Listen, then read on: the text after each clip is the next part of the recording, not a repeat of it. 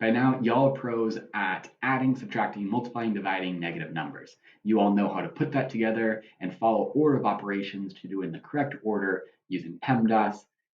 Now, we're going to talk about how we can take a problem and we can rewrite it in different forms. So we always have multiple strategies to be able to find the correct answer. To begin, here's an example of when we might need to think about it using a different method to solve a problem. It says the checkbook shows Juan's balance at the beginning of the week.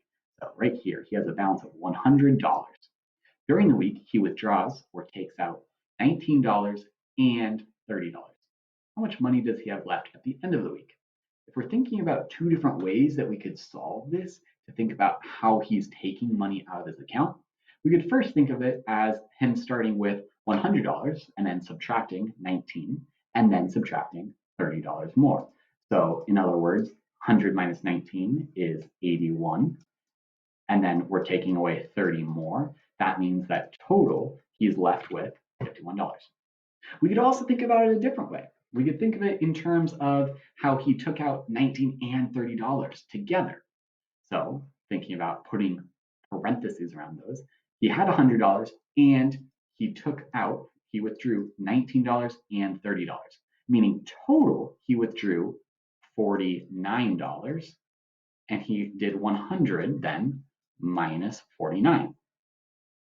Just a different way, different order to do the same problem. We know 100 minus 49, hey, that also equals 51. So we get the same answer, but we can think about it in a different way. We're going to do something similar today using what's called the distributive property. What does distribute mean, or distributive? Well, in class as a teacher, I distribute papers. Just south of Milwaukee in Kenosha, there's an Amazon distribution facility. Distribute means like pass out. I pass out papers. Or distribution facility means they're sending out their products to their customers. We're going to be using that distributive property to write equations in both an expanded form and a factored form. Let's take a look at how we can do that and what that means for us. Right here, we've got 6 times 2 plus 4.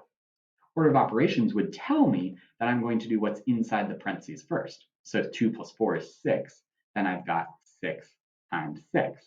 Okay, this is what we call factored form because we've got a factor of 6 pulled out. And we know that means that we are multiplying 6 times 2 and 4. However, the distributive property tells me I can also write it in expanded form. So how do we do that? Well, I've got 6, and I know I can multiply it by 2, and I'm also multiplying 6 times 4. Let me turn this to red so we can see the two different ways that we are multiplying 6. So if I were to write this in expanded form, I would first do 6 times 2, and I would do 6 times 4.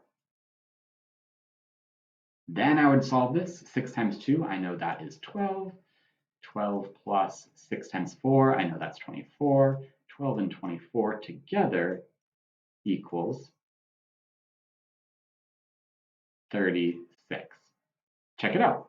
Up here in factored form, 6 times 6, that also equals 36. So both expanded and factored form, they equal the same thing, but we're thinking about the problem in a different way, either factoring out 6 or expanding it out to see what we're multiplying it by. We could also do it the reverse way. What if our problem was 5 times 2 plus 5 times negative 3? All right, well, here we go. We've got this in expanded form because we see we are multiplying 5 times a couple different things. Look, we've got a negative involved. You betcha, it's getting a little harder. All right, so we know that we've got 5 and we're multiplying it by 2 different things. So 5 is going to be our factor that we pull out. That's the first thing I'm going to write. And I know that I'm multiplying 5 times 2 different things. 5 times 2, and we multiplied 5 times negative 3. So this is how we move from expanded form into factored form. We can go both ways. Your assignment to practice this looks just like this. I give you 4 equations in factored form and 4 equations in expanded form, and you have to write it the other way. Tell me what the final value is.